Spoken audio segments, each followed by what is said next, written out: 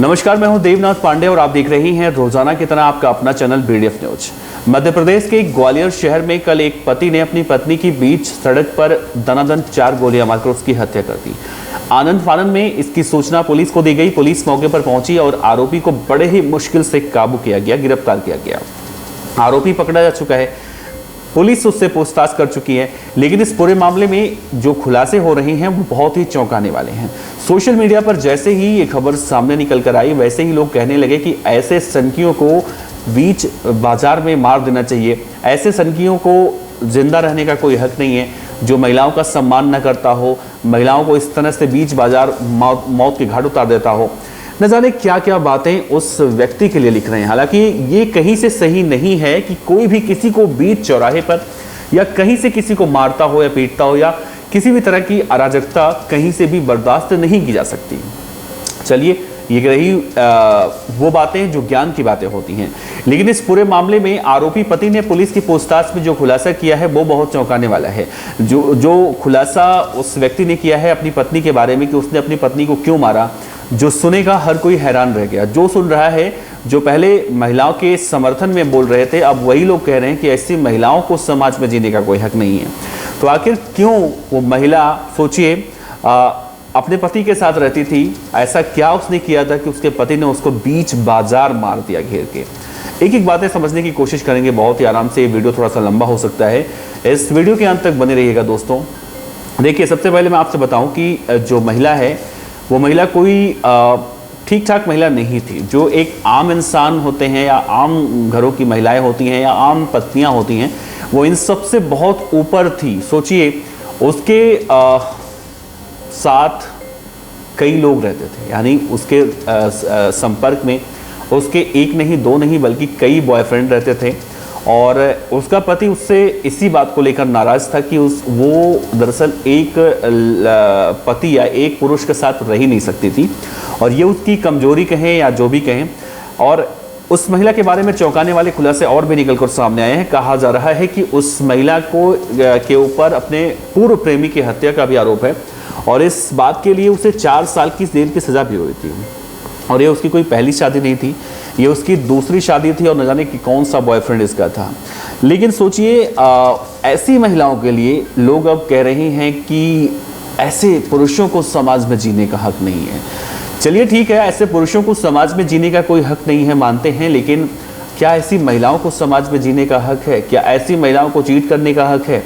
यही सब बातें समझते हैं। तो देखिए, पूरी कहानी है, ये 2 तस्वीर जो आप देख रहे हैं, इन दोनों तस्वीरों के इर्द गिर्द ये पूरी कहानी घूमती है। कहा गया कि जो आरोपी है, यानी ग्वालियर शहर की घटना है जब एक युवक अपनी पत्नी की गोलियों से भूनकर हत्या करता है।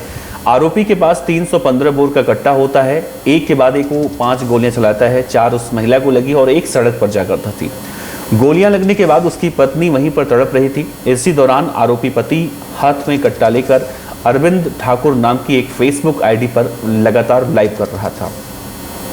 अब देखिए, उसने जो लाइव किया था, उस लाइव में उसने कहा कि भाइयों, इसने मुझ पर अपने बॉयफ्रेंड अंकुश पाठक कल्लू के कहने पर झूठा मामला दर्ज करवाया है। ये औरत बहुत झूठी है, इसके कई लड़कों के साथ संबंध है, मेरी किसी की और किसी से कोई दुश्मनी नहीं है। यानी वो अपनी पत्नी से इतना तंग आ चुका था कि वो झूठे मुकदमे अपने पति के खिलाफ दर्ज करवा रही थी, और अपने 2 बॉयफ्रेंडों के साथ वो मौज मस्ती कर रही थी। और ये बात कोई भी पति बर्दाश्त तो कहीं से नहीं कर सकता, लेकिन इसका मतलब ये नहीं है कि कोई किसी की हत्या कर दे। हालांकि कुछ देर बाद जब पुलिस आरोपी की तरफ टीयर गैस फायर करती है, उसे पकड़ती है, महिला को भी अस्पताल पहुंचाया जाता है, तो उसके बॉयफ्रेंड अंकुश और कल्लू भी हॉस्पिटल पहुंचते हैं। देखिए, ये अंकित और कल्लू वही हैं जो इसके 2 मौजूदा दौर में बॉयफ्रेंड। अब देखिए इस महिला के साथ जो इसके बॉयफ्रेंड थे, ये दोनों पुलिस से बता रहे हैं कि हम और हमारा एक साथी दोनों एसपी ऑफिस गए थे शिकायत इसकी करने के लिए, इसके पति की, और हम शिकायत करके वापस आ रहे थे, तभी अरविंद ने उनके ऊपर हमला कर दिया। जब वो हमला कर रहा था, यानी अपनी पत्नी को जब मारने की कोशिश कर रहा था, तो उसके दोनों दोनों प्रेमी वहां से मौके वारदात से फरार हो गए। अपनी प्रेमिका को बचाने की कोशिश भी नहीं किया उन्होंने, और वहां से फरार हो गए। जब उसकी मौत हो गई तब वहां से वो अस्पताल पहुंचे। लड़की का नाम मैंने नहीं बताया आपको, लड़की का नाम नंदनी केवट, उसका पोस्टमार्टम हो चुका है। नंदिनी के पिता अब घर वाले कह रहे हैं कि हम लाश को नहीं लेंगे, शव को नहीं लेंगे जब तक कि उनके ससुराल वाले शव को नहीं देंगे। इधर पति तो जेल में है।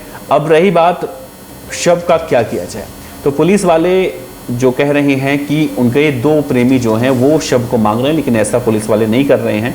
बॉयफ्रेंड लगातार इस बात की मांग कर रहे हैं कि भैया हमें दे दो, हमें दे दो, हम उनका जो भी कुछ होगा अंतिम संस्कार वगैरह करेंगे, लेकिन वो नहीं होंगे। इस मामले में उसका एक प्रेमी है अंकुश, उसने कहा है कि अरविंद लगातार अपनी पत्नी के अश्लील वीडियो सोशल साइट पर डाल रहा था और उसी बात की शिकायत करने के लिए नंदिनी जो केवट है, जो मारी गई है, वो उसके साथ एसपी ऑफिस पहुंचे थे। लेकिन जब वापस आ रहे थे तो वहां पर क्रिकेट एक स्टेडियम है, उसके सामने अरविंद खड़ा था और उसने रास्ता रोककर नंदिनी केवट से बात करने की कोशिश की। नंदिनी ने मना किया, लेकिन मना करने के बाद वो बहुत ज़्यादा नाराज हुआ और उसने ताबड़तोड़ गोलियां मार दी। पति का नाम अरविंद ठाकुर जो आरोपी है, नंदिनी जो मारी गई है, ये 2 छपरी जो हैं अंकुश पाठक और कल्लू पांचाल, ये दोनों उसके प्रेमी बताए जा रहे हैं। अब देखिए पूरी कहानी एक सिरा और है। नंदिनी को गोली मारने के बाद उसका पति अरविंद सड़क पर कट्टा लेकर बैठ गया। दोनों तरफ से पुलिस और आम लोग मौजूद थे, तमाशा देख रहे थे। कोई उसके पास जाने की कोशिश करता तो अरविंद उन्हें कट्टा दिखाने लगा और हर तरफ दहशत का माहौल देखने को मिला। हर किसी को अपनी जान प्यारी होती है और कौन उस आरोपी के पास जाए जो तुरंत एक व्यक्ति को मारकर वहां पर जमीन पर लिटाया हुआ है। अब इसी दौरान पुलिस उसे पकड़ने की कोशिश करती है। पुलिस की जो होती है कार्बाइन वो चलती नहीं है, फिर आंसू गैस के गोले छोड़े जाते हैं, तो मतलब किसी तरह से उसे पकड़ने की कोशिश की जाती है और पुलिस जो है पकड़ लेती है। अरविंद के आवेदन के मुताबिक, यानी जो पति है आरोपी, उसने जो पुलिस में आवेदन दे रखे हैं उसके मुताबिक उसकी जो झांसी की रहने वाली थी उसकी पत्नी नंदिनी केवट, उससे 5वां रिलेशन उसका था, यानी उसका 5वां नंबर था। इससे पहले 4 लोगों को निपटा चुकी थी, मतलब छोड़ चुकी थी, एक को मार चुकी थी। उसने कहा कि नंदिनी की शादी करीब 10 साल पहले दतिया लांच के एक गांव कैरोना धार के रहने वाले गोटीराम केवट के साथ सबसे पहले उसकी शादी हुई।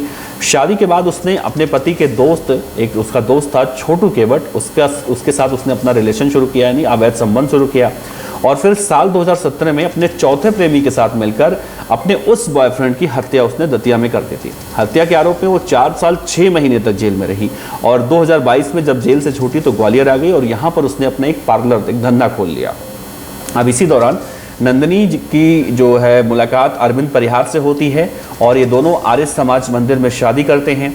नंदिनी चूँकि झांसी की रहने वाली थी और उसका पहला पति छोटे राम, उससे एक बच्चा भी था उसको, जो बच्चा उसके ससुराल वाले यानी उसी के जहाँ पहले शादी वाली घर पे हैं वहाँ पे वो बच्चा रहता है। और अरविंद भी कोई दूध का दूल्हा नहीं था, वो 2 शादी कर चुका था, ये उसकी तीसरी शादी थी। अरविंद के पास भी बच्चे हैं और वो अपने बच्चों के साथ रहता था।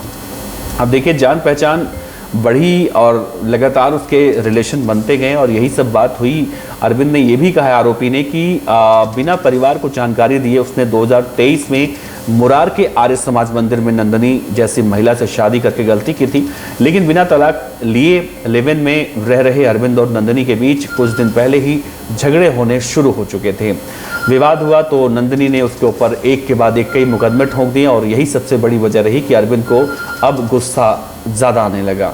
फिलहाल आरोपी अभी पुलिस की कस्टडी में है, उससे पूछताछ की जा रही है और देखना होगा कि आरोपी अब इस खतरनाक महिला जो मारी जा चुकी है फिलहाल उसके बारे में और क्या कुछ खुलासे करती है और साथ ही उसके 5 प्रेमी तो निकलकर सामने आए और कितने प्रेमी उसके ऐसे हैं जो अभी भी पर्दे के पीछे हैं, जो अभी निकलकर सामने आ सकते हैं। वैसे दोस्तों आपको क्या लगता है, जो लड़की का शव है घर वाले लेने से मना कर रहे हैं, ससुराल वाले तो दे नहीं सकते हैं, तो क्या जो 2 प्रेमी हैं अभी ये दोनों छपरी, ये दोनों पुलिस से कह रहे हैं कि भैया हमें दे दीजिए और हम अंतिम संस्कार कर देंगे, तो क्या ऐसा करना सही है? क्या पुलिस को उन्हें उसकी डेड बॉडी सौंपनी चाहिए या फिर ऐसी महिलाओं के लिए आप क्या कुछ कहना चाहते हैं जो एक से शादी, दूसरे से अवैध संबंध, यानी दूसरे तीसरे चौथे पांचवें कितने लोग हैं, किसी का कोई था नहीं है, अंत नहीं है।